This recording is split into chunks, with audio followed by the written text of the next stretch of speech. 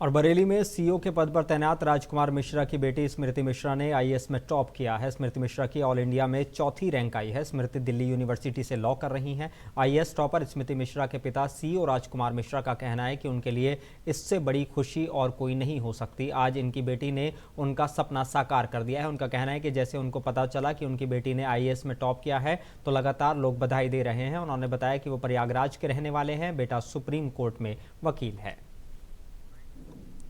और मेरी बेटी स्मृति जो है ऑल इंडिया चौथी रैंक हासिल की है। प्रारंभिक एजुकेशन उसकी जो है आगरा में हुई। प्रारंभिक एजुकेशन उसकी आगरा में हुई। आगरा में स्कूल टॉप किया था और उसके बाद वहाँ से मिरांडा हाउस चली गई दिल्ली, वहाँ भी उसने टॉप किया दिल्ली में।